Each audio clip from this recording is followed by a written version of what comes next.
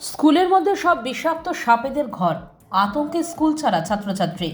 গোটা স্কুল ভগ্নপ্রায়, দেওয়ালে ফাটল। একা প্রধান শিক্ষক সামলাচ্ছেন স্কুল। মালদার ইংরেজবাজার পুরসভার 24 নম্বর ওয়ার্ডের মধ্যে মালদা শহরেই এমন কাণ্ড। রেন্টাল হাউজিং এস্টেট প্রাথমিক বিদ্যালয়, যে কোনো সময় পড়ে যেতে পারে দেওয়াল। অন্ধকার স্যাঁতসেঁতে ঘর, আতঙ্কে ঘরে ঢোকেন না প্রধান শিক্ষক, বাইরে চেয়ার নিয়ে বসেন। এই নিয়ে বহুবার ডিপিএসসিকে জানিয়েও ফল কিছু হয়নি। এই পরিস্থিতিতেই এদিন সাপ আতঙ্কে কোনো পড়ুয়া আসেনি বিদ্যালয়ে। সাপের ভয়ে অভিভাবকরা ছেলেমেয়েদের স্কুলে পাঠাচ্ছে না। দিন কয়েক আগে স্কুল থেকে উদ্ধার হয়েছে রাসেল ভাইপার। শুধু তাই নয়, সাপের কামড়ে আহত হয়েছিলেন হাউজিংয়ের এক বাসিন্দাও। পাশাপাশি সাপের ভয়ে মিড ডে মিলের রাঁধুনিরাও আসছেন না, ফলে মিড ডে মিলও বন্ধ হয়ে পড়ে রয়েছে।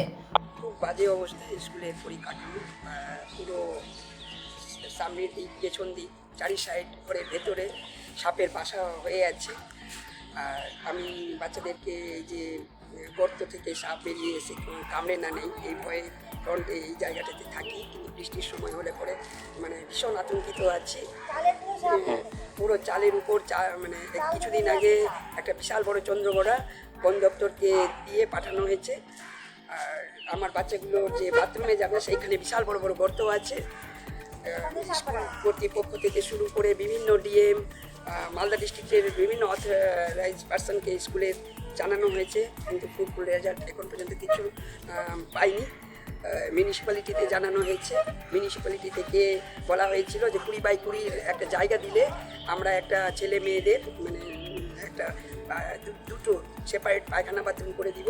ইনভেস্টিগেশনে এসেছিলেন, কিন্তু যতদূর আমি জেনেছি ওনারা বলেছেন যে ছাত্র সংখ্যা কম, এই প্রজেক্টটা দেওয়া যাবে। আজকে এই বাচ্চাগুলো ভয়ে কোনোদিন আসে, যেদিন ধরে ধরে নিয়ে আসি সে তখন আসে মানে সাপের ভয়। সাপের ভয়। স্কুলের পুরো পরিকাঠামো অনেক ভালো, আমার স্কুলের বাচ্চারা পড়াশোনা যে কটা আছে সে কটা ভালো, সাপের আতঙ্কে আসে। সংশ্লিষ্ট বিদ্যালয়ে সাপের আতঙ্ক রয়েছে, একাধিকবার সাপও উদ্ধার হয়েছে। বিষয়টি নিয়ে আমরাও চিন্তিত রয়েছি, তবে দ্রুত সে সমস্যার সমাধান করা হবে, আশ্বাস ডিআই মলয় মণ্ডলের। আমরা খবরটা পেয়েছি এবং এসআই ওখানে যিনি আছেন ম্যাডাম, উনিও জানিয়েছেন, রিটিন জানিয়েছেন। ব্লক থেকেও একটা ইন্সপেকশন হয়েছে। আমরা চেষ্টা করছি এটাকে একটা রেনোভেট করে, যাতে এই সাপের ট্যাপারগুলো আসছে, যেগুলো সাপ বেরোচ্ছে সত্যিকারে, এমনকি ফরেস্টের লোকেরা ওখান থেকে উদ্ধার করেছে সাপ, বিভিন্ন বিষধর সাপ। এই ভয়ে একটু আতঙ্কে আছে, এটা অস্বীকার করার জন্য আমরা চেষ্টা করছি ওখানটায় যাতে ছাত্ররা এবং শিক্ষক শিক্ষিকারা সুস্থভাবে ক্লাস পরিচালনা করতে পারেন এবং পঠন পাঠন হয়। আমরা তার প্রপোজাল দিচ্ছি আমরা হায়ার অথরিটির কাছে। Bureau news, Bangla Times.